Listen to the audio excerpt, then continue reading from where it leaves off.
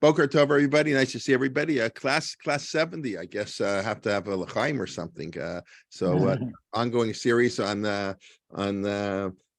closer look at the Siddur. So I want to again thank everybody for coming, for allowing me to, or allowing and forcing me to prepare these shiurim so I can learn so much. So it's really in your merit that I can these shiurim, and thank you. Okay, so we'll start. Last week, Zev was I don't know, bothering me, but it was hounding me on the difference between Borei and Yotzer, right? Asher, how's the Brachot start? Yotzer or Borei Choshech. What's the difference between Yetzirah and Bria?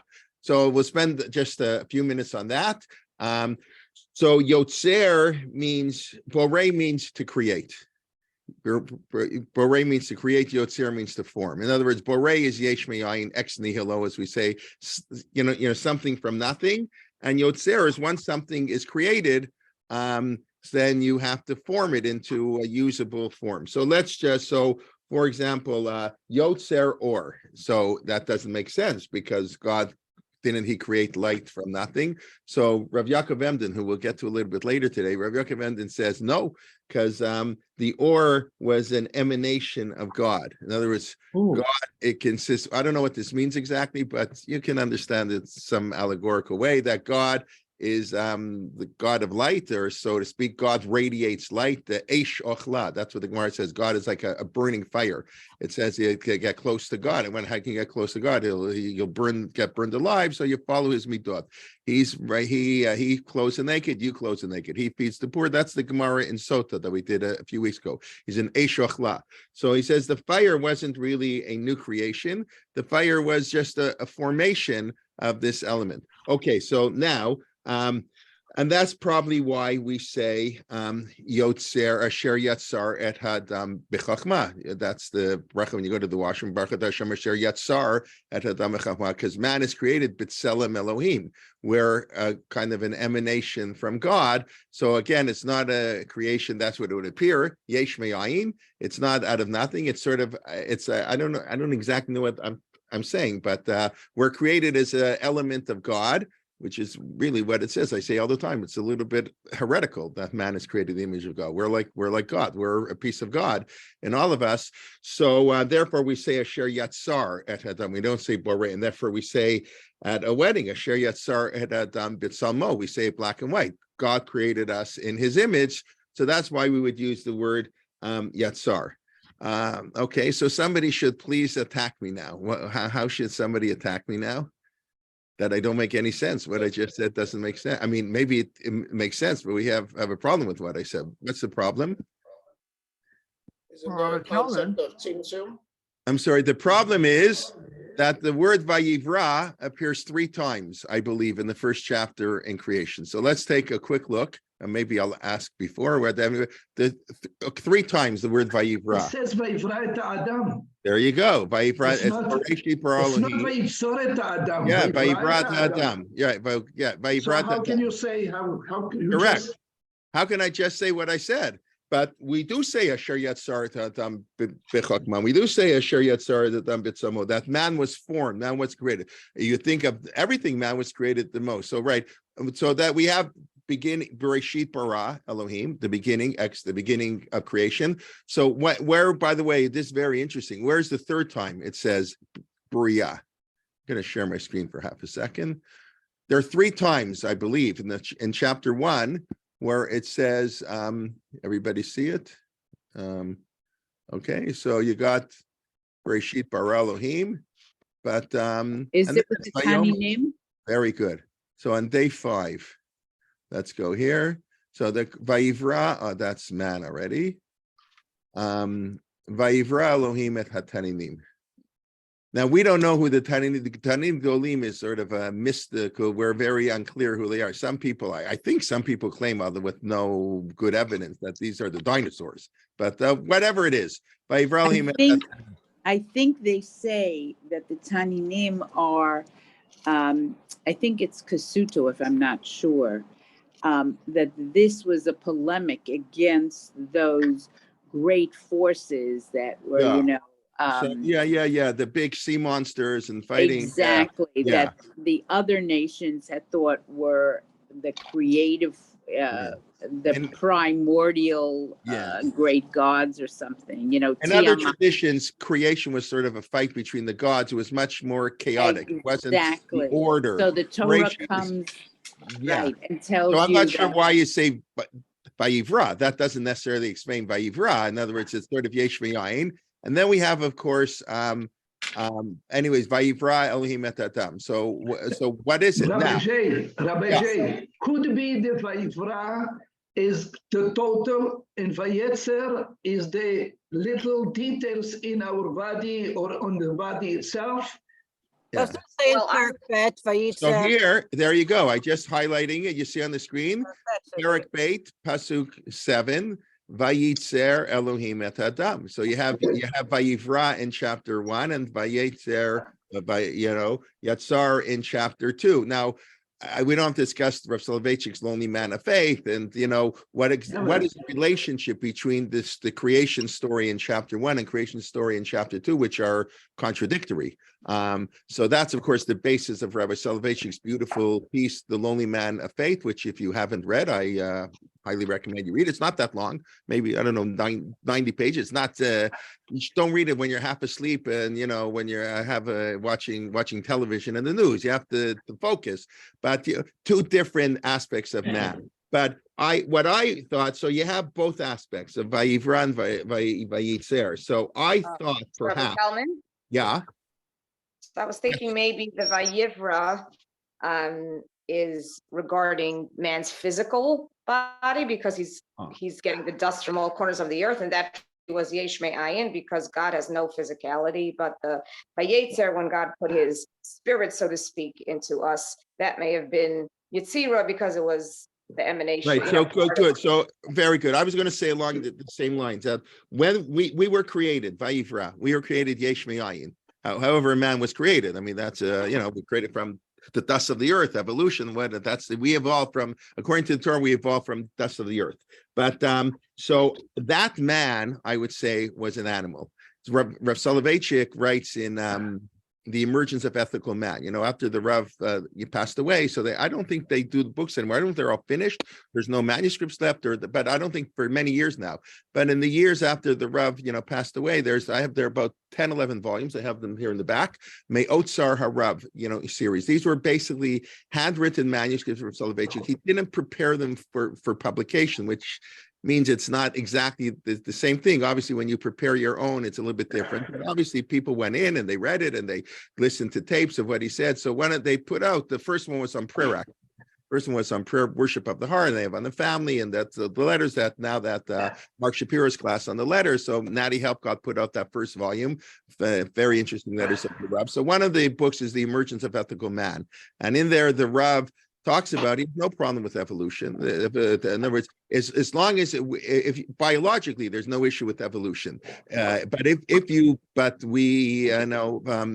but ontological, whatever the word is, but conceptually, in other words, man, we can't just say we're random. We may have been created that way, but God added the image of God into all of us, and we're not just another animal. We're biologically just another animal, but that's not our essence of our being. So I would argue that basically we were created as animals, and then Vayivra, we were created Yesh Me'ayin, and then Vayetzer, God he formed us into being his image. That's it. Like chapter 2 is sort of, that's how Rashi assumes that chapter 2 is a continuation, or it's an explanation of chapter 1. Chapter 1 gives the basics. God created man and woman together.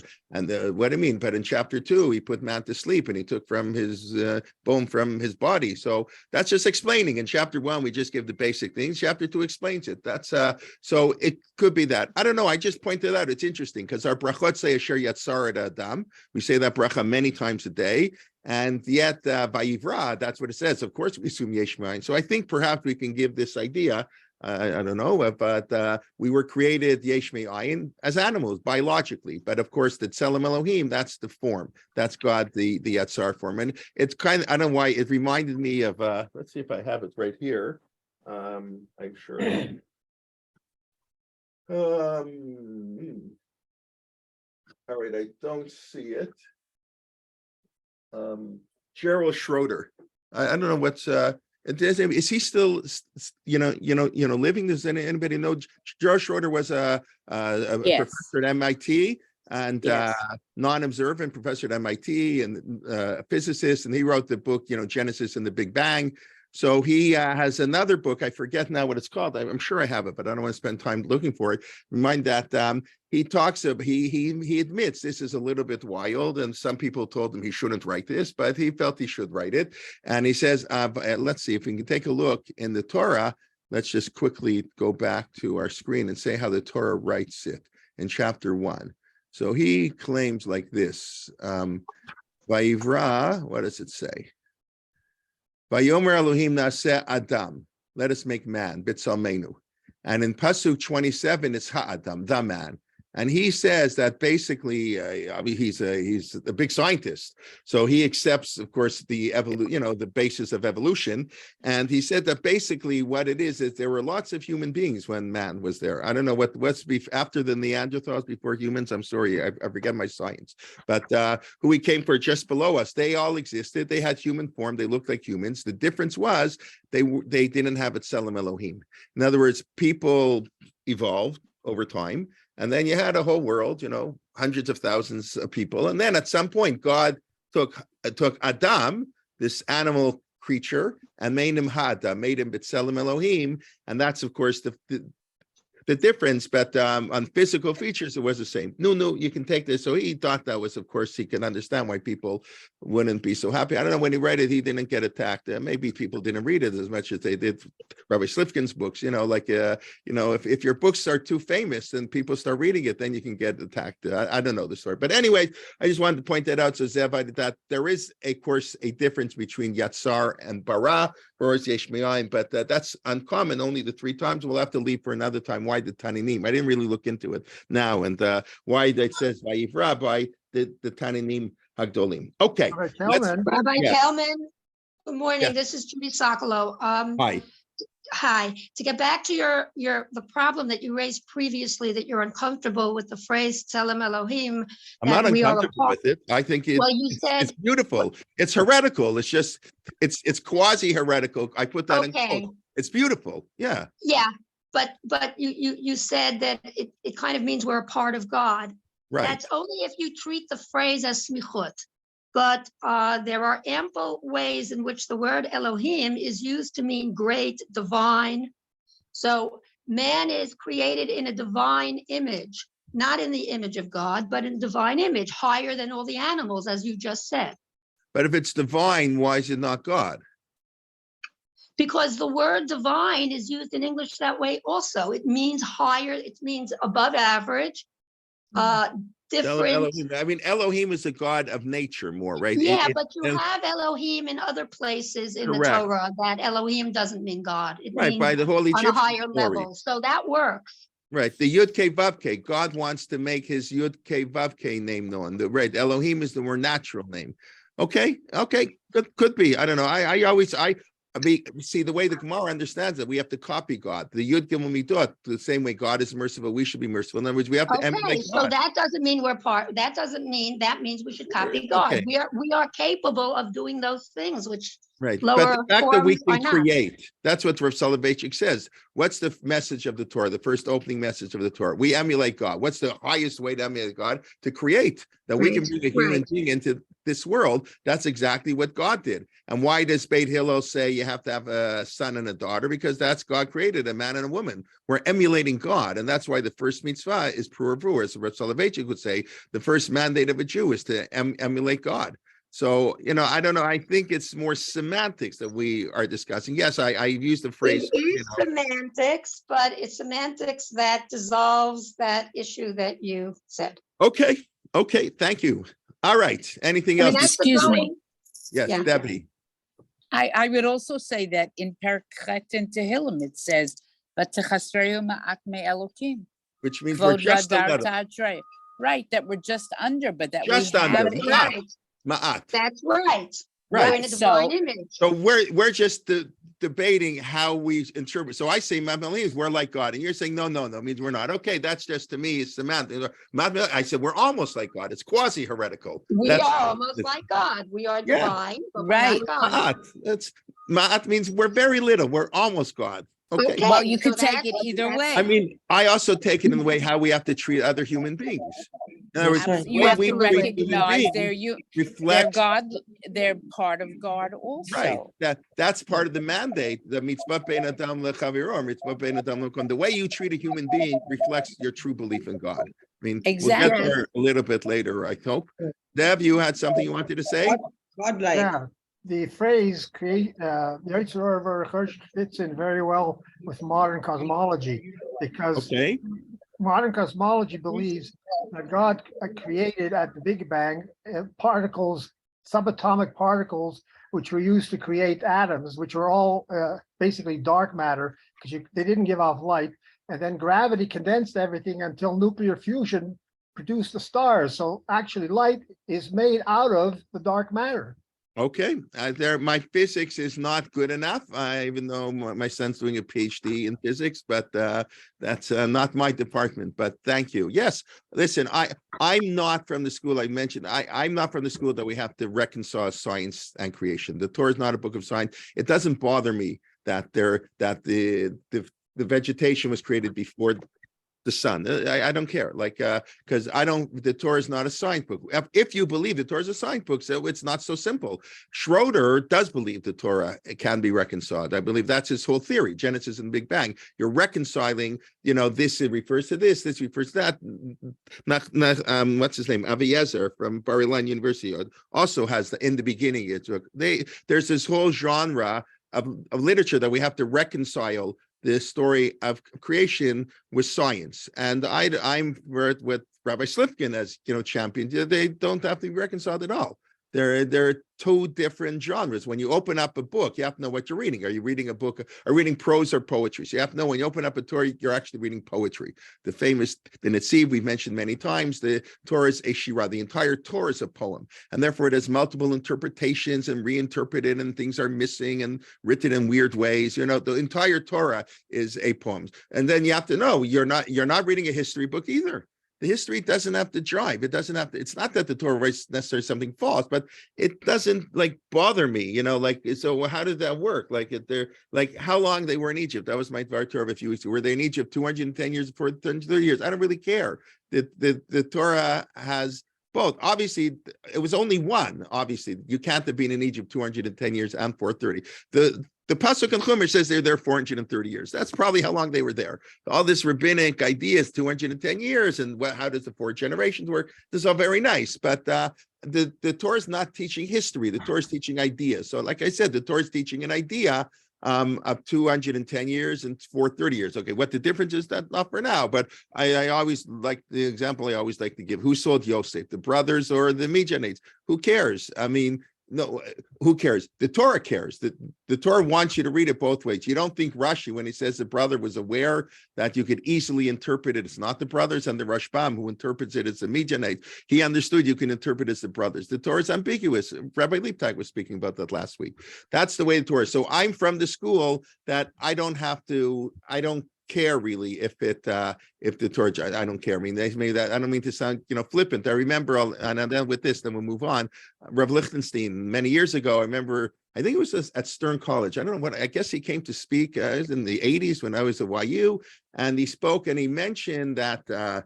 If I remember correctly, scientists had discovered, Rashi quotes, the ark was 11 amot deep in the water. Rashi has this whole calculation, how deep is the ark. So some scientists wrote a paper that it's true, it proved that Rashi's right based on science. Said people got all excited, didn't get so excited. First of all, if we accept Rashi, at face value, we accept Rashi. I don't need the scientists to confirm, but it's not a science book. Torah's not a science book, but that is split. All the problems that people attack, even evolution, etc. It's based on they have a much more fundamentalist and more literal reading of the Bible that I don't think we need. Anyway, that's for another time. Let's move on. Unless somebody has a quick comment on this, let's move on back to Shema. What I said would start off what's missing in Shema. Okay, and all right, we can move on. Rabbi Kelman? Yes. Nice to see you. It's almost Shabbos. Thank you. I know the alarm just went off. There's 20 minutes till. Okay, got 20 minutes. I appreciate it. Thank you. So on the relationship between Yitzira and Bria in the Brachot itself, Asher Yatzar to Adam, Uvaravo nikavim. Right. Very good. That's yesh miyesh. Uvaravo. No, so that's you know what? I didn't even think of that, which is kind of dumb of me. How could I not think of that? Asher yatzar tam bechachma ubarabo nikavim. So either the word is not used in an exacting way. I don't know that Chazal always had an exact, they may have, which I don't necessarily want to say. I don't know. It would, in other words, you know what? Based on what I said, now I think it makes sense. The nikavim, that's our very physical being. In other words, Asher yatzar ha'adam, ha'adam, right? Adam, ha'adam, Asher yatzar et ha'adam, the man, the tselem Elohim. That's Asher Yatzar. He formed us. Nikavim, that's our animalistic idea. That's Vayivra. When God created man, he created, thank you very much for, I think that fits in beautifully. I hope, I think that makes sense. Right, the Nikavim is Bara Yesh Me'ayin, because that's our physical creation. That's chapter 1 in Bereshit. And Hadam Asher Yatzar, that's like chapter 2 in Bereshit, our Tselem. Even though it says Tselem in chapter 1, I understand that. But we're assuming the two go together, and it's really first the animalistic side of man. As Rav Soloveitchik says, biologically, we're just, higher form animals. It's what everybody says in evolution. We're 98% the same DNA as a baboon. We're just a little bit, but that little bit, that's all he makes all the difference in the world. So thank you for that, David. Okay. So we said we're gonna we discussed a couple weeks ago why the 10 commandments are not necessarily the misnomer, but that's what everybody uses. So it doesn't bother me so much to say 10 commandments, as long as you know that's not really what it is. The Aseret Hadibrot. So why it's not in the Shema? We said actually it is in the Shema. The Yerushalmi has goes through, we went through this a couple of weeks ago, which words in the Shema refer to each one of the Aseret Hadibrot. And that's assuming, that's going with the line of reasoning that we've alluded to, but we haven't discussed at great length, that the mitzvah to say Kriyat Shema, we discussed this last week, is a mitzvah really of Talmud Torah. It's not really, and that's what it sounds like. It's talking about learning. Whether there's and perhaps the saying of Shema as Shema is only a rabbinic commandment. But we have this Aseret Hadibrot, and I mentioned when I go once a year to daven at the Moroccan shul a couple blocks from my house. So I always go, I tend to go there on Shmini Atzeret at night. That's my minhag, just once a year to visit a local Sephardic shul, a real Sephardic shul. So they have in the Siddur the words, by the Shema, you see the Aseret Hadibrot, this word is this, lo tachmod, etc. So, okay, but we said the basic reason people would take the Aseret Hadibrot too seriously, and that's why. Did everybody stand in shul last week? There was one person in our shul who did not stand. I don't know, he's not Sephardic. I don't know that he's a big Rambam fan. Yes, but I assume it's based on that. That's a whole other question. By the way, if you're in let's say you're an Ashkenazi and you're invited to a bar mitzvah at the Spanish Portuguese shul, whatever, on Parshat Yitro, and everybody sits for the Aseret Hadibrot. You can't stand. You're not allowed to. What do you mean your minhag? According to the Rambam, there's no such thing as a personal minhag. They're only communal minhagim. Okay, we generally don't go by that necessarily. And what do you mean your minhag? Who cares what your minhag is? You don't do that in a shul. So maybe if you're in a shul where nobody cares, half are sitting, half are standing. Okay, but in a lot of shuls they really care. Royers, everybody has to wear a tallis and board. There's certain minhagim that is accepted by the community. If you're a guest, you cannot follow your own minhag. That's not right. As a matter of fact, Rav Schachter told us that there was a time when I served as a rabbi, I used to stand for Kriyas Torah, and I don't do that anymore. Very, very rarely. Rav Soloveitchik has a whole idea when you stand for Kriyas Torah, it's not just learning Torah in public. Why do we read the Torah? Basically, it's a mitzvah to have public Torah learning. We read the Torah to the whole public. But Soloveitchik basically explains if you stand, it's a reenactment of Har Sinai. It's not, and that's what we do. The Aseret Hadibrot, the Tam Elyon is read as Aseret Hadibrot, not as a pasuk. Each dibra is sort of its own pasuk. That's what Tam Elyon means. So when we read it, we're reenacting Har Sinai, and therefore everybody stands. It makes a lot of sense. So the Maram of Rutenberg introduced this custom to stand for Kriyat HaTorah. You see, go to shuls, yeshiva boys, whatever, people stand and so for the whole Torah reading. Okay, very nice, and that's in a sense a higher level of Kriyat HaTorah. But if the Rav Schachter told, if the rabbi is sitting, you can't stand. You're not allowed to stand in a shul if the rabbi sits. That's the rabbi is 85 years old and he says, I would like to stand. I can't stand. He makes an announcement, but you're not allowed to be frummer than the rabbi. Go to a different shul if you don't like. No, I mean that in all seriousness. This is a big issue people have. Everybody does their own thing, and what does the rabbi know? The rabbi's some who knows what. If that's what you think of the rabbi, you can't daven in a shul. The rabbi doesn't have to be your posek. You don't have to ask your shilas to the rabbi of the shul you daven at. That I don't think you have to do. Maybe you should. I know it's an interesting question, but you can't in the shul do anything. Even though it's not forbidden, it's not right. It doesn't. If the rabbi sits for the Chazar Shatz, you should sit for the Chazar Shatz.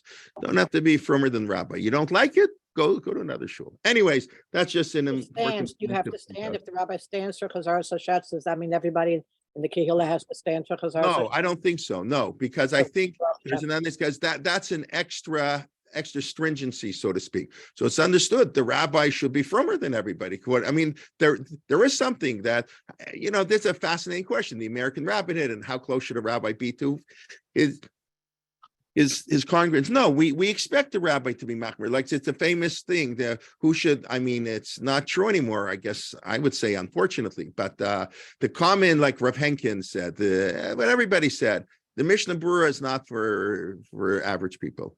Then the regular people shouldn't use the Mishnah Berurah. They should use the Aruch HaShulchan. Aruch HaShulchan was a shul rabbi. He's a community rabbi who's much more lenient. The Mishnah Berurah is sitting in an ivory tower. It's a tzaddik. When a tzaddik writes a halakha book, so he's worried about every little thing. So this view here, it's like this, but the Eliyahu Rabbah says this, so maybe we should be machmir. It's very nice. If you learn in yeshiva, that's very nice. But normal people, for regular people, use the Aruch HaShulchan. That's what all the Rabbanim said. That's today the Mishnah Berurah is taken over. I don't know. There's a chumrah in the Mishnah Berurah. I think I mentioned where Rav Shechter told us on putting. Although I can't find this in the Mishnah Berurah. I don't think I misheard it, but it could be that to wear your tzitzis out. So it says only a Yirei Elohim. Wearing tzitzis is a problem of yuhara, to show off. We're not allowed to show off our mitzvah. That's also, you stand, I'm very pious, I stand. Oh, and look, everybody looks at me. That's yuhara. We're not allowed to wear tefillin all day. We're not allowed to do things that make us look more religious than we are. If you are that religious, if you're Rabbi Victor Nebensaw, you can wear tefillin all day. But we're not Rabbi Victor Nebensaw. So you have to know what level you're at. So he says a Yirei Shemaim should wear its tzitzis out. Normal people don't wear their tzitzis out. So Rav Shechter said when he was a kid, he was taught Yirei Shemaim. Rav Moshe Feinstein, Rav Soloveitchik, they wear their tzitzis out. But now every Tom, Dick, and Harry thinks he's a Yirei Shemaim, whereas it's tzitzis out. You should know, there's a certain level. Anyway, that's so it is if the rabbi is not standing. Yeah. So if you're in a Sephardic shul, it's forbidden, and everybody is sitting. It's forbidden for you to stand. That would be a terrible thing. It's not the minhag of the shul. Where do you think you are? Do your own thing. You have to respect.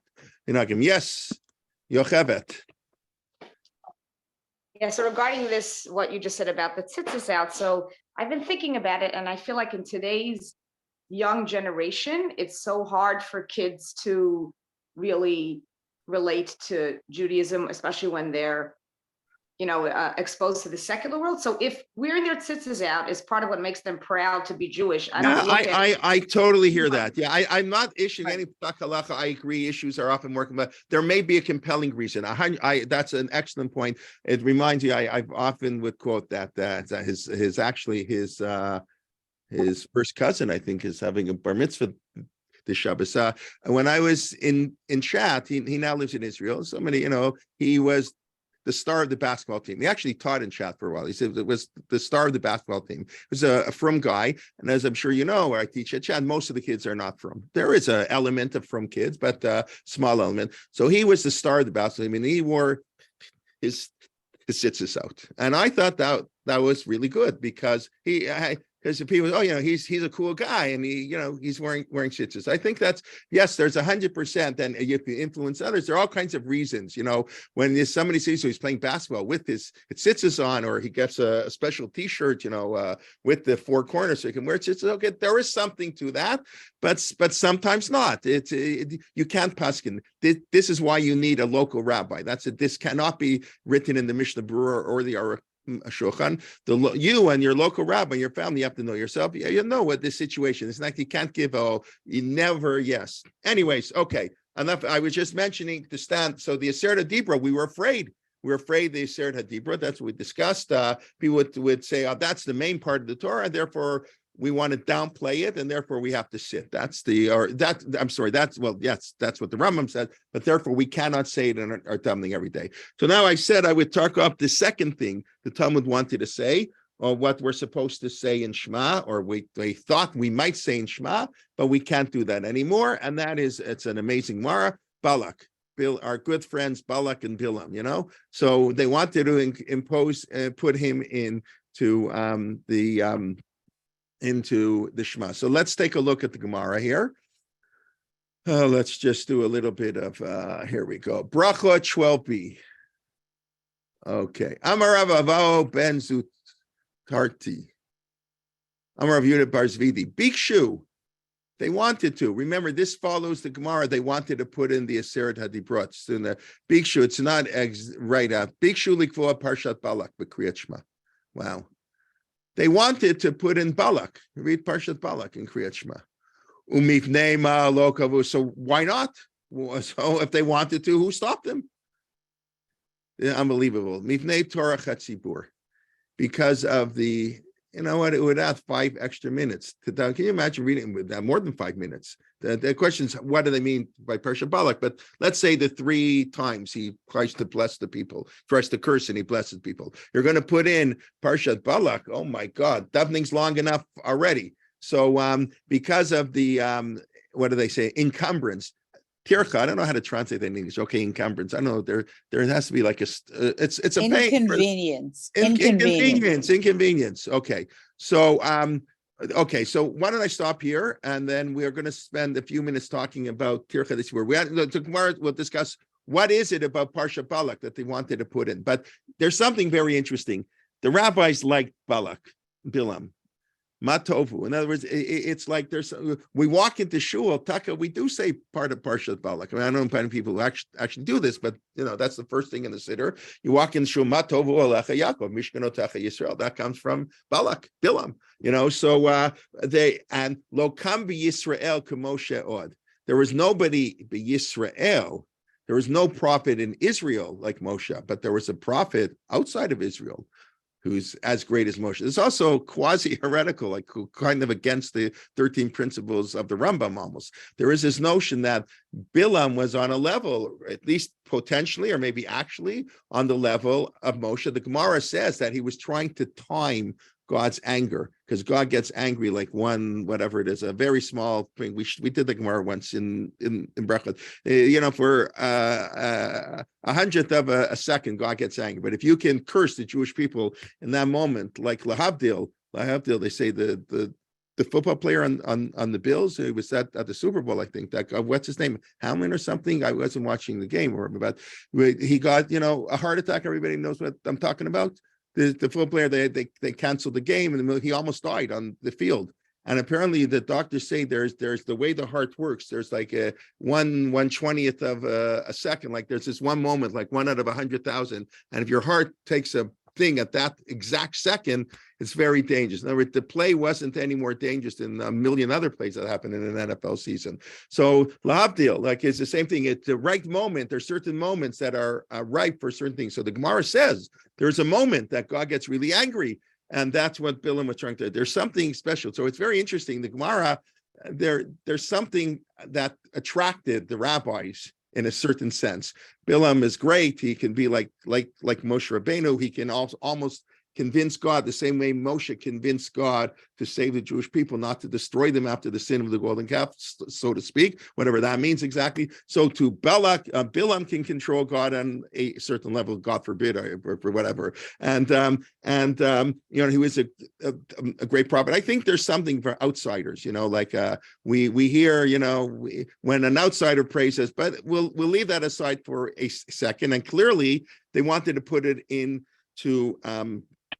the Shema, and they didn't put in the Shema. Maybe I'll finish that, and then I'll come back to Tircha Tzibur. Let's just Rabbi Kelman, it's like yeah. kryptonite. You get closer to it. It's better that it's out in the open. don't think for a minute Bilam was a tzaddik. Bring it out to the people. So it's Right, important. but it's pretty amazing that we use his words. Matovu alecha. It's such beautiful. It is beautiful words. I mean, Bilam in many ways is like a tragic figure. He could have been somebody who he did see the beauty of the Jewish people. Why did he have to give Balak the advice to get the Midianite woman to entice the men? I mean, that's how we understood it. That he failed in his ability to curse, but go and seduce the people that he succeeded at. He could have been great. I think that's what the Rabbi was saying. He could have been like a Moshe. He really could have been. There would have been a parallel Moshe in the non-Jewish world, and he blew it. Yeah, I think your point is correct, but we still take part of what he said because there's something, something beautiful to Matovu. So let's just quickly go through this and my timeout. What's so great about Balak that you want to put it in? Because he says, he begins his praise of the Jewish people, the God who took them out of Egypt. Okay, there are lots of things in the Torah. We'll come back to this. I won't dwell on it now. Lema Parshat Rebbe. What about interest? God took us out of Egypt, so we shouldn't charge interest to people. That's also said, or Mishkalot. These are chapter 19 in Vayikra. The Parshat of honest weights, it also says Egypt, much shorter. So the Gemara says, no, by Karach, Shachav Kari. The Jewish people are like a lion. I wrote a whole article about this, like a lion, courage. We have to worship God. Hikaber Kari. You wake up like an hour in the morning. So, this is like the greatness of the Jewish people, where those who here they quote in English, those who bless you are blessed, those who curse you are cursed. Big Karak and Shachav, V'shachlucha uvkumecha, right? Mi kimenu. So that's probably that's what they're saying. God b'shachlucha uvkumecha. Talk about the greatness of the Jewish people, the greatness of God. So where it says, okay, that's a good reason. We can say that. So let's say that verse and nothing else. Bit too low. No, we can't do that. Called parsha, not pasuk. Right? The Torah is divided into parshiot. Some parshiot are 2 verses, some are 50 verses, right? The way up the summit, the ptukan, the stuma. That's how you have to read the Torah. That's very important. Call parsha the paske Moshe Rabbeinu.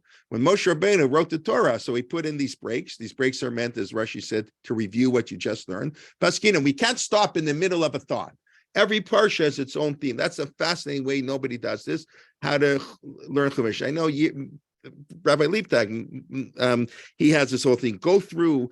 Read Bereshit as the parsha. It's amazing. Just figuring out, just seeing where the breaks are. It's an astounding idea. Mentioned like Parshat Vayetze, one parsha, no parsha breaks. Lord Yaakov Avinu running away from Esav, coming to the well, meeting Rachel, going to Laban's house, working for 7 years, working for another 7 years, being tricked. That's all one story. 11 kids, bang, bang, bang, bang, one story. And then Bereshit, every day, it's its own, you have to stop. It's not one story of creation, it's 6 levels of creation. There's a parsha break.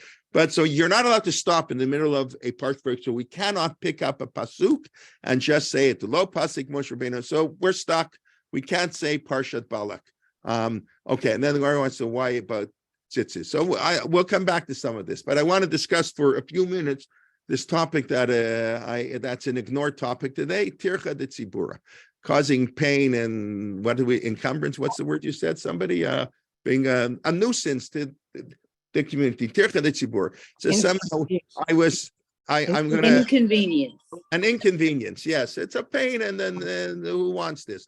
Tircha de tzibura. So I just want to go over a few examples of tircha de tzibura mentioned in the Gemara, and then I want to show you an amazing tshuva of Rav Yaakov Emden. It's like, I love it, but unfortunately, nobody follows it. Okay, so what examples do you know of tircha de tzibura, things you're not allowed to do? It's inconvenient. Nobody wants to sit there for 3 hours in shul. They want to go home. I just saw this year, lahavdil, Major League Baseball is putting a pitch clock on the pitchers. I just saw they just passed. They did in the minor leagues. So pitchers have 20 seconds if somebody's on base. I think in 15 seconds if nobody's on base to pitch. And they said in the minor leagues it sped up the game by half an hour. Right? They complain baseball doesn't work. It's too sedentary. I mean, that's why rabbis like baseball. They can think about it. It's not like football where you're killing each other. Baseball, thinking, do you do a hit and run? Do you do this? But they want to speed up the game because not enough young people are interested in baseball. It's too old fashioned. So one of the ways to speed up the game, they're going to put in a pitch clock. And if the pitcher doesn't pitch, it's a ball. And if the batter's not in the batter's box, a strike. Great. So anyways, that's it. At Tircha de Tzibura, you can't nobody wants to sit at Yankee Stadium for 3 hours. They want to get out in 2.5 hours. Okay, I don't know. Okay, so it's the same thing in shul. So what are some of the things we don't do because of Tircha de Tzibura? Anybody want to throw out some ideas? Maybe you'll make up your own. And again, I will say, just like I said before, it's a little subjective. And in every community, there's certain things the Gemara says is real, and then there's certain things that depend. And certain people don't. Certain people like a 4-hour davening. That's great. That's not a tircha de tzibura. That's your tzibur. But it's when you're doing something out of the ordinary, the tzibur doesn't accept it. But So what are some of the things that we don't allow because of tircha de tzibura? Mishabeirachs. Oh, well, that's the one I'm going to get to. Yeah. That's the real one. But let's talk about, they didn't have a Misha Berach in the Gemara. That's a later invention. You're not allowed to make a Misha Berach. That's how can you make a Misha Berach? You're not allowed to, just because I did a mitzvah. We'll talk about that in a few minutes. But that's so that's probably the most famous one. I don't think I have to start Chazar Sashatz with the chazan. Yeah, good. That's one. If the chazan forgets Yalav Yavo, the chazan forgets Yalav Yavo. So everybody knows that it's not whatever. Maybe it's not 100% true, but we were all taught if you get Yalav Yavo, you have to repeat the entire Shemona Esrei. So if the chazan forgot Yalav Yavo, so you got to wait an extra 5 minutes for him to say Shemona Esrei. Say no. When he repeats the Shemona Esrei, he'll say Yalav Yavo. That's good enough. He won't say he won't have fulfilled the mitzvah of the silent Shemona Esrei today. So when a chazan makes a mistake, he doesn't go back. He just corrects that mistake when he repeats the Shemona Esrei. Good, that's one. I think the most famous one is on Yom Kippur. The Mishnah in Yuma describes the whole service in the temple, and one of the things we did, we don't read the Torah very often. I mean, it's a rabbinic thing, Talmud Torah. We read the Torah every week. But in the time of the Mishnah, they didn't read it. Well, that's when it started. But the Gemara, they read the Torah in Yom Kippur in the Beit HaMikdash. The Kohen Gadol, after he finished all his work, the Kohen Gadol, they would take out the Torah and they would read Achrei Mot. That's what we do. That's where the story of Yom Kippur. Then he would read Emor, which we don't do. That's chapter 23 that we read on all the holidays. So the Kohen Gadol, that's very close. Achrei Mot, Kedoshim Emor. So it takes half a second to scroll the Torah from Achrei Mot to Emor. And then he reads Parshat Pinchas, the Maftir, the Korbanos of Yom Kippur. But the Gemara says, no, he puts down the Torah and he says, Yoter Mimashe Kariti Katukan. There's more here than what's written. Then I didn't read everything here. And then he reads Pinchas Baal Peh. Now, remember, in the time of the Gemara, maybe today a little bit, it's forbidden to quote a pasuk by heart. I mean, we whatever we'll have to talk another time. What's our permission? We all do that. But in the time of the Gemara says, Dvarim shebichtav, if so, you're not, the written Torah and the oral Torah are two distinct genres of Torah. You can't mix them up. You're not allowed to write down the oral Torah. We had no choice. We had to break the Torah. Eight Lasot Hashem. Torah would have been forgotten. We had to nullify Torah. It was really wrong, but we had no choice. The lesser of two evils. So we wrote down the oral law. And the written law, you can't say orally. You have to do it. So you're not allowed to quote a pasuk in Chumash without having a Chumash.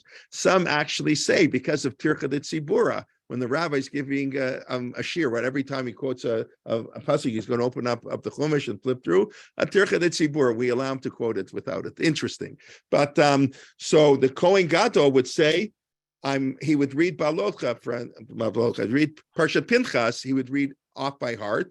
Because it's take 3 minutes to scroll the Torah. It's not so far either, but it's a little far. It's a little far to scroll the Torah from Achrei Mot and Emor to Pinchas takes 2.5 minutes, and that's a big waste of time. So the Kohen Gadol will read it out loud. So that's amazing. That's in the Mishnah. And you have to understand, I'm telling you, it's sort of prohibited. On a certain level, it's prohibited for the Kohen Gadol to read it. In the time of the Beit HaMikdash, they were strict on these laws. So yet, because of Tircha Tzibur, we allowed it.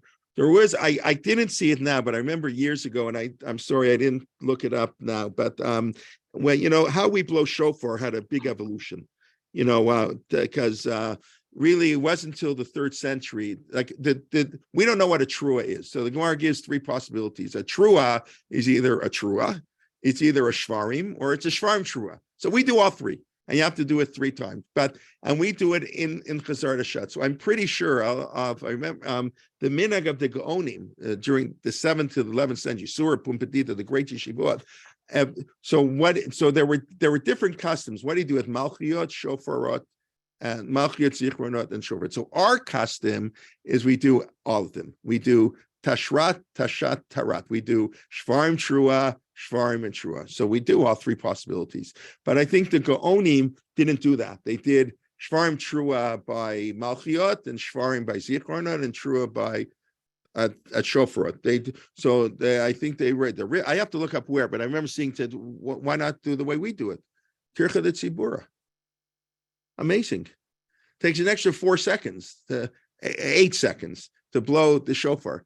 Tircha de Tzibura. Now, I assume they didn't say the piyutim we all say, because that's a bigger tircha de tzibur, maybe. I don't know, whatever. I mean, I love them. I think they're beautiful. But it's fascinating that the Gonim, and that the poskim all point this out, tircha de tzibur doesn't mean that's to take a half an hour. It can take 10 seconds, any time that's wasted. The other biblical proof, I read the proof in the Mishnah. The biblical proof is from last week's Parsha, of course. What did Yitro yell at Moshe for? You're making people wait. No justice, delayed justice. That's not fair. That's also a tircha de tzibura.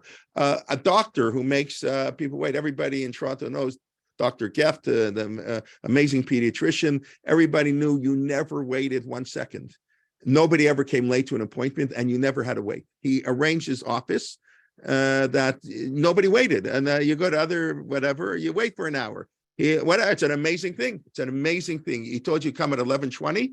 And you didn't show up at 11:21 because you respected him because he respected you. And it was an amazing thing. But that's tircha de tzibur, make people wait. So you got it in the Chumash already. It's not some rabbinic, whatever idea. But here you have a few examples. Probably that's why we have 2 Sifrei Torah on Yom Tov, what the Kohen Gadol did to stretch. So what do? We take out 2. There's no halacha. You have to have 2 Sefer Torahs on Yom Tov. Nothing about 2 Sefer Torahs. It's just because the Torah reading is so far. So it's interesting. Tomorrow, see, they will take out 2 Sifrei Torah, but they don't really have to. I don't want to, because Mishpatim is going to end Parshat Shkalim tomorrow. Purim's around the corner. So we read Kitisa. That's just one. That's 2 parshat over. It's during the Kaddish, they could say. But I'm saying we take out a 2 Sifrei Torah, but it's not a halacha in 2 Sifrei Torah. It's a halacha that we don't want to make people wait.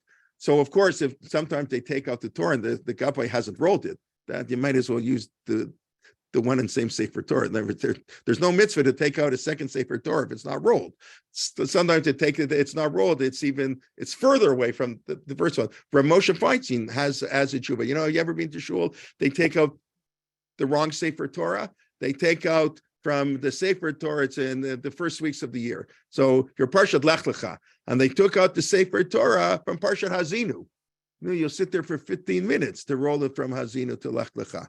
So Rav Moshe Feinstein said you can put back the Sefer Torah and take out another one, right? People, I can't put back a Sefer Torah. Isn't that what most people think? No, I took it out. I can't put it back. Rav Moshe says, no, you can put it back.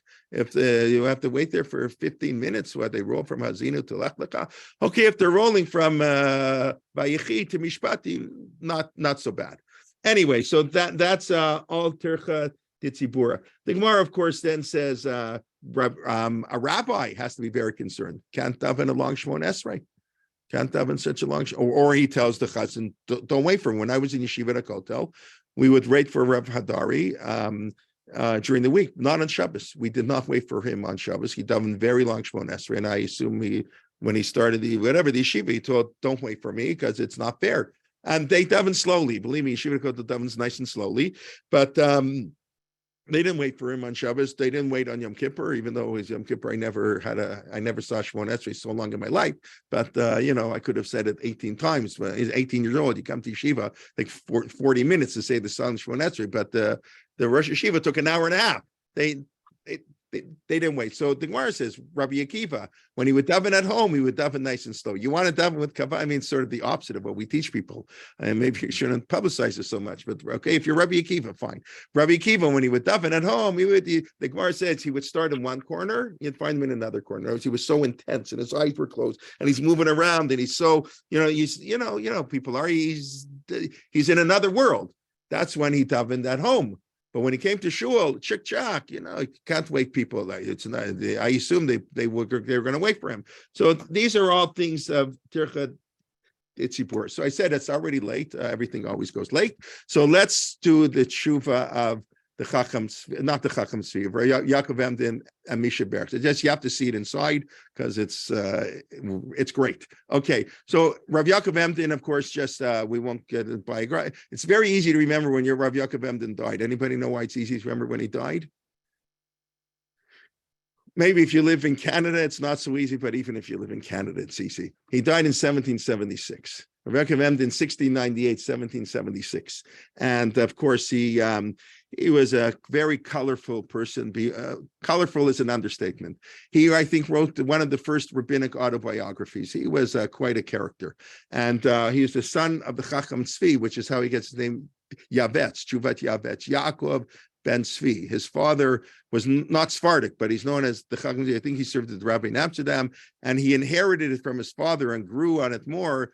The hatred of Sabbateans he had like his life's mission was to root out Sabbateanism, and the whole controversy with Rav Yonatan Eifshitz accusing him of being a Sabbatean, and like Shner Lyman, who's the world's expert on this, says he rooted out Sabbateanism, but he hurt a lot of people on the way. A lot of innocent, like in a war, innocent people get killed on the way. Lots of it was horrendous. Anyways, but he was quite a colorful character and a tremendous Talmid Chacham, obviously one of the greats in Jewish history. So here's a tshuva from Rav Yaakov Emden, tshuva Yavetz. I found this. I was not aware of the tshuva till a couple of days ago. I guess last week I became aware of it. Okay, so he's talking about.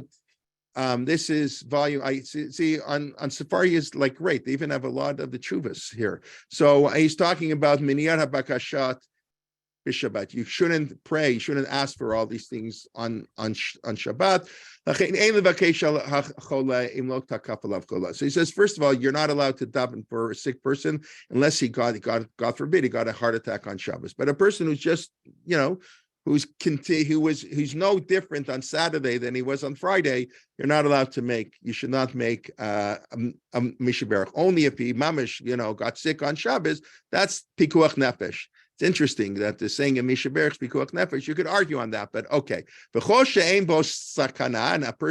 if a person he has a little cold, he had a kidney replacement, he had a knee replacement surgery, or he donated a kidney. Not that those are not serious, but they're not life-threatening.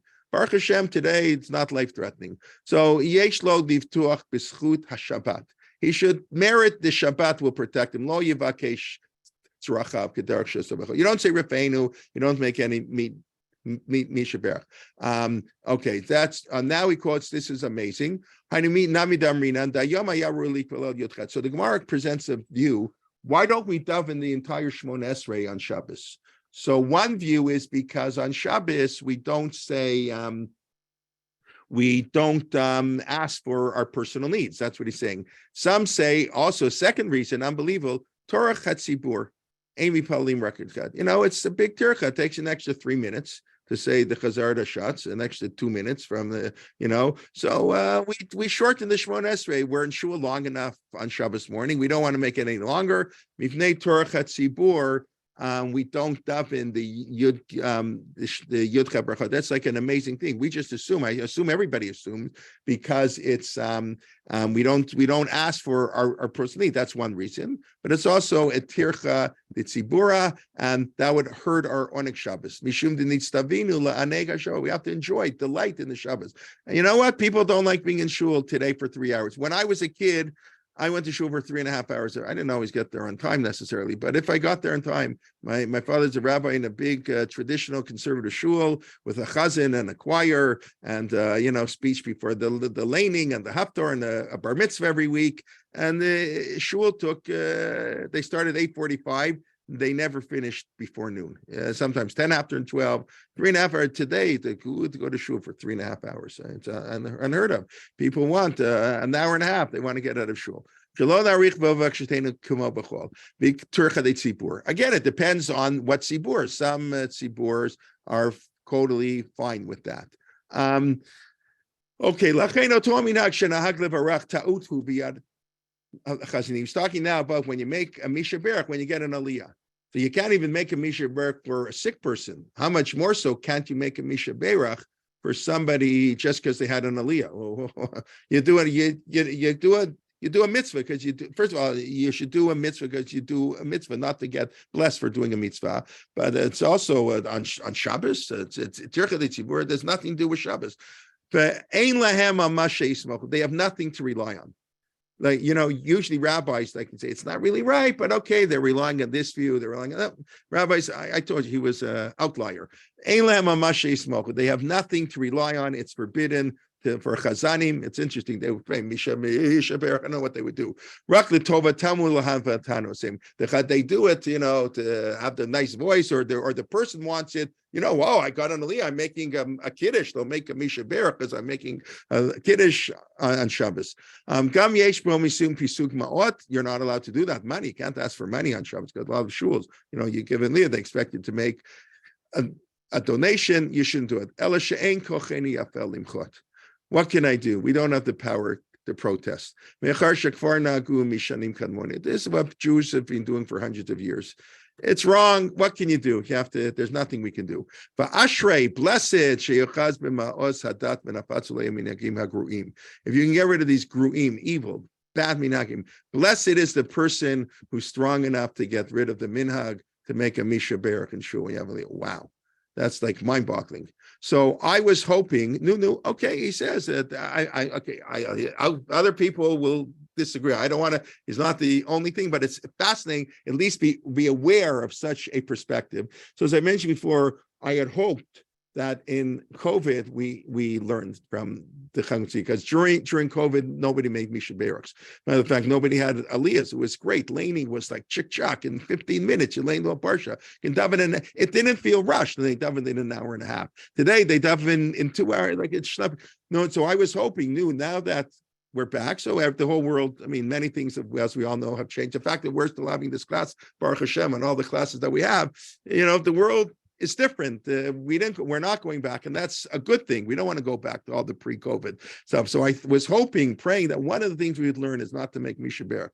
What can we do? Didn't happen. So the shuls are back to Misha Berachs, and we have a new gabbai in the shul. So I'm arguing with him. Never one Misha Berach. Okay, that's minhag, but to make two, never make two. And I said, if I tell them you give me an aliyah once a year on Simchas Torah, I'm happy, but they sometimes give me an aliyah. Never ever make a second Misha Berach for me. One Misha Berach is one too many. But okay, it's nice. They want to. We want to bless everybody. So that's what we do. We bless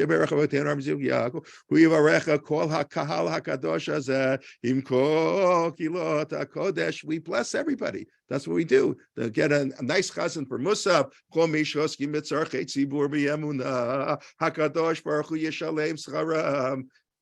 You don't need a Misha Berach in the laning. And it's problematic for all the reasons that he mentioned, including, that besides Tirchei Tzibur, it's asking things for Shabbos. We do mitzvah, not to get reward. Anyways, I see it's late.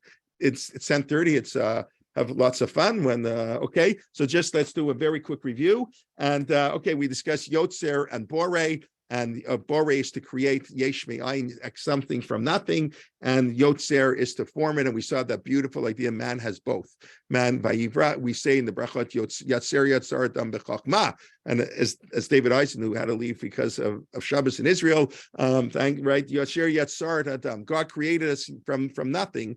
That's animalistic. But there are Tselem Elohim, that's Yatzar. Then he formed us from, first there was a Bria, Chalulim, Barabo Nikavim, are animalistic portion is bara, but he was Yotzer. He formed us into Etzelem Elohim. We had only the 3 times that it says Vayivra in the Chumash, but it's more, and therefore it's Yotzer or, because or that was an emanation from God. That's why we got into the whole discussion. That was also Rav Yaakov Emden, who I just quoted. That's why I say we quoted him at the beginning. At the end, there was Rav Yaakov Emden, when I first saw that idea quoted. He has a famous siddur, the Rav Yaakov Emden siddur.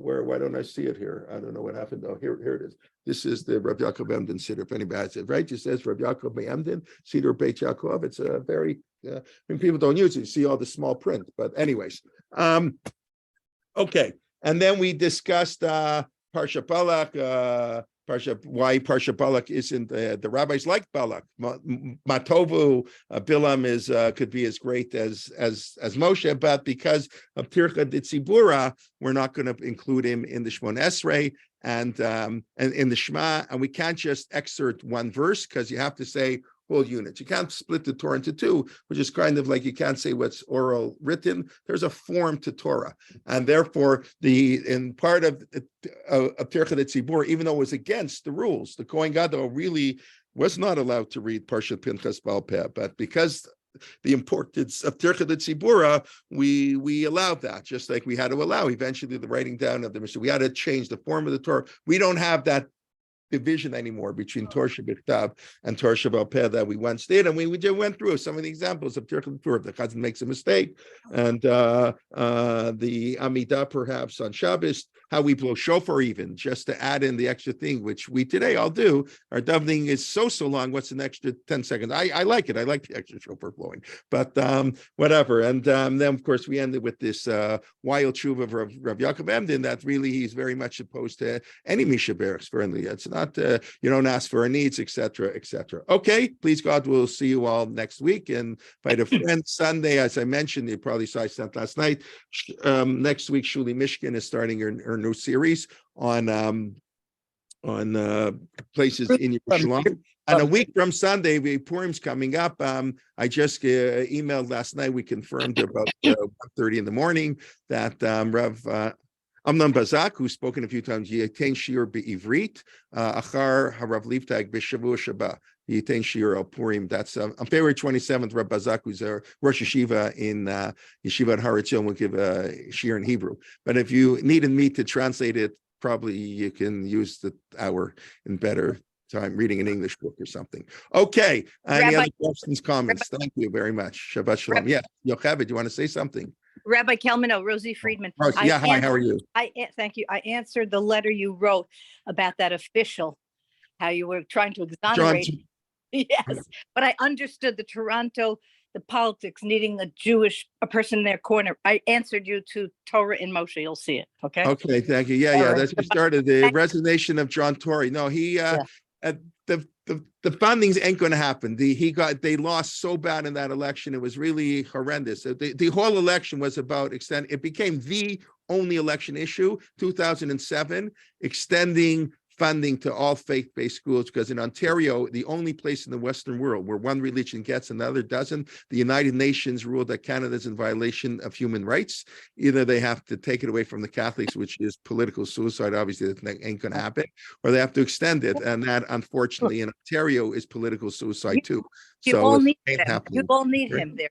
No question about it. You needed him. But right now, not to analogize this, but what's going on with Netanyahu, it's not just... I don't want to talk about it, but when I wrote in the article, if all politicians would learn from Tory, who do you think I had in mind? But I'm saying 100,000 people protesting. Yes, I would join them if I was in Israel. I would be there. I'm sorry. Yeah, but there are mixed reasons, of course. Why? Yeah, no, it's whatever. I think, Thank you for a beautiful class. Thank you so much. Thank you very much. Thank you. When I was a kid, I used to think, who cares if the politician sleeps around? Who cares that JFK is doing who knows what?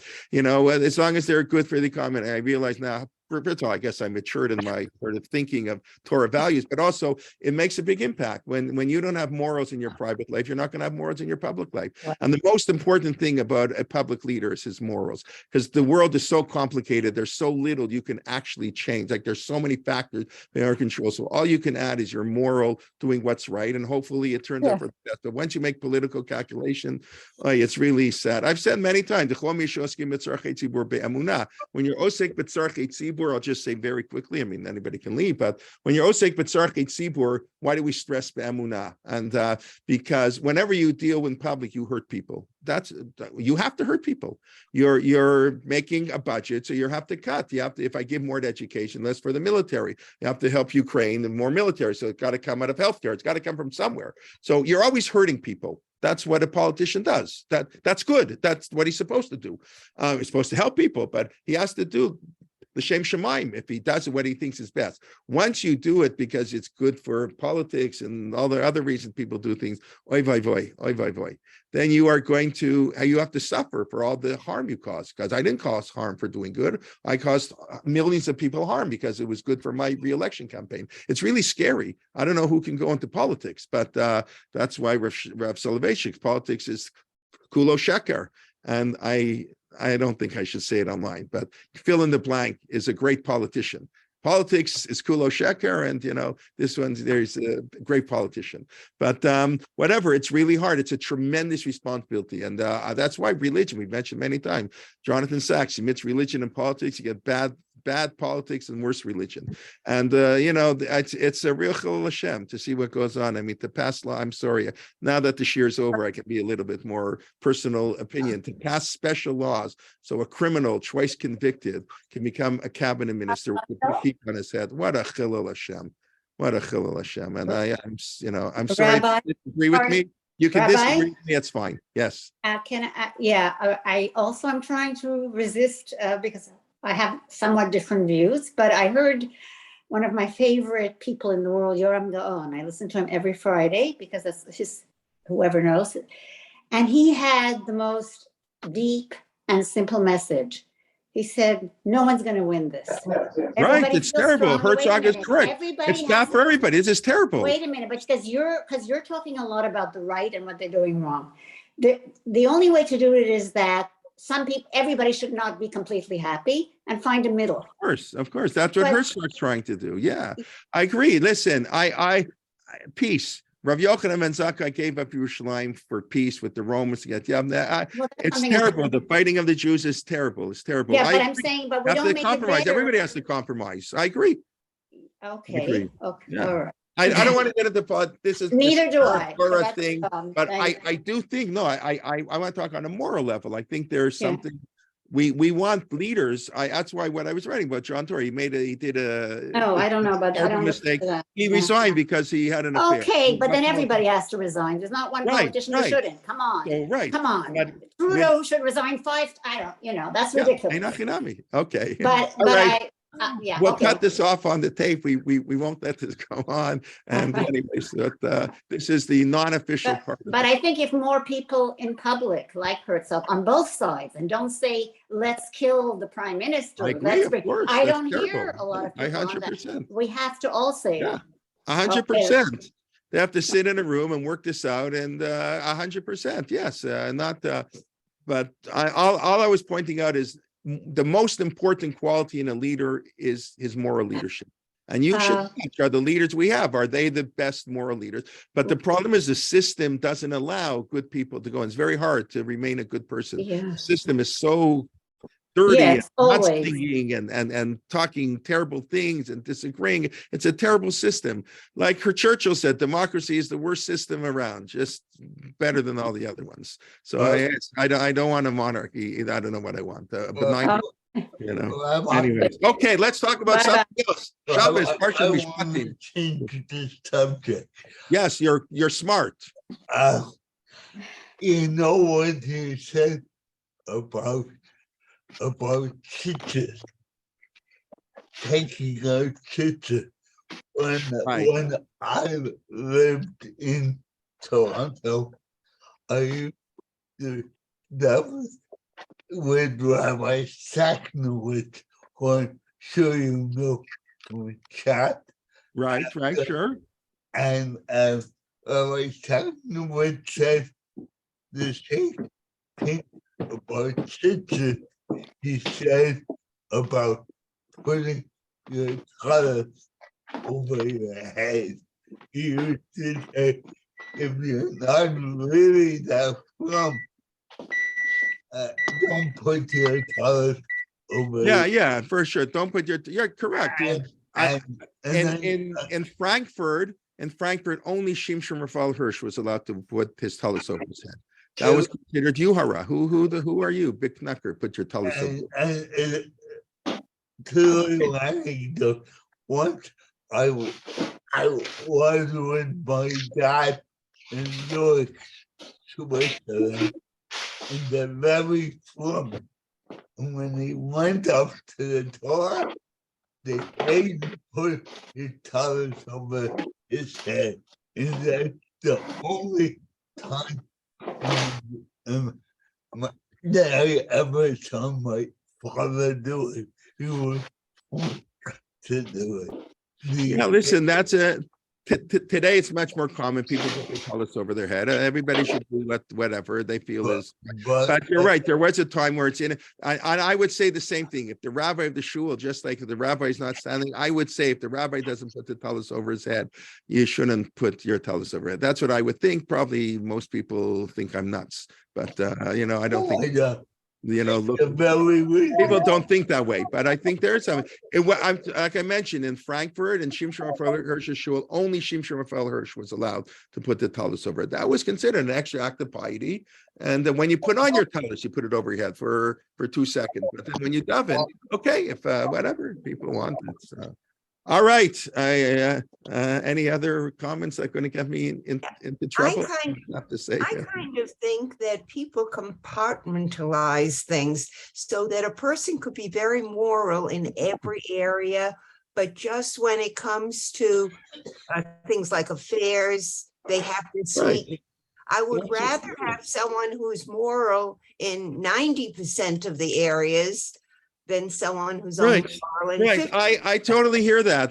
Believe me, lots of people say John Tory should not resign. I hear the argument, but once he announced right away he's resigning, and if you read the article, you don't have to read the article. The article I sent out last night about I read it already. Right. So I said because he resigned, I want him as the mayor. That's the type of mayor you want, someone who would resign for having an affair. But also in Israel. Yes. I would rather have someone who's moral in 80% of the areas than in 50%. I agree. Exactly. Of course, I agree. The question is, where do you draw that? Right. I walked into shul this morning and somebody started telling me, well, people hate Trump and blah, blah, blah. They think he's a mushka, they're terrible, but he did the Abraham Accords. Who cares that he was sleeping around that? And JFK, everybody knows. I mean, life is complicated. I'm not here to judge anybody. I was just trying to write what I thought. But I think we want to get moral leaders. What can I tell you? And it's hard. It's hard. Our leaders, I think it's a powerful message what he did. And I think halavai more people would take that into consideration. And, I think, listen, it's sad. People who are from Toronto know who John Tory is. It's very sad. The career he's had and what he's done. And he really is a moderate, and he reconciles people. He brings people together. That's really what he specializes in. And it's very sad to see that happen. It's very sad with his family, whatever, it's, what can I say? All right, let's talk about good things. Parsha Shavua, Elam Mishpatim, lots of mitzvahs, wonderful parsha. And lots of our civil life. And okay, everybody have a wonderful Shabbat, and we look forward to seeing you soon. And invite a friend. Okay, thank you very much. Shabbat shalom. Rabbi Kelman. Yeah. Rabbi Kelman. Yes. Just regarding the Yavet Siddur. So I grew up. My father, that was his Siddur. Oh. He used the Yaakov Emden Siddur, and the Seder night, Pesach, he would clean it off and cover it with tinfoil, and he did the Seder from that Siddur. So I'm just sharing that. Yeah, I don't use it. Few people. Yeah, I don't know how popular. I imagine not too many people they use it, but Rav Yaakov Emden owned a printing press, so it was very easy. That helped him the Auschwitz battle. He would just print out his attacks and read a lot of books. Yeah, he whatever. But anyways, yeah, he was a really one of the more colorful people in Jewish history. Quite a personality. I mean, obviously no one ever met him, but when you read about him, wow. And he has some, I'll tell you just, and then I got to go. One amazing tshuva he has, just to show you how wild. He says, if somebody commits adultery, let's say, if somebody does a sin that they're get a death penalty, they can commit suicide. We don't have a Beit Din, But if they want to, it's like a midat chasidut. It's like an act of piety. They should have been killed, but we don't have a beit din. I mean, it's itself pretty wild. So it's okay to commit suicide. So obviously nobody accepts that view. But that he could write such a thing is like wild.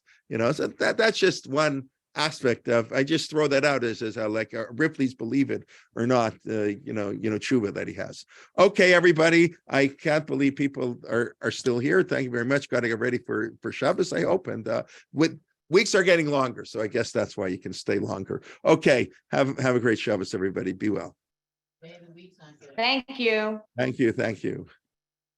Unless you discovered a way to change.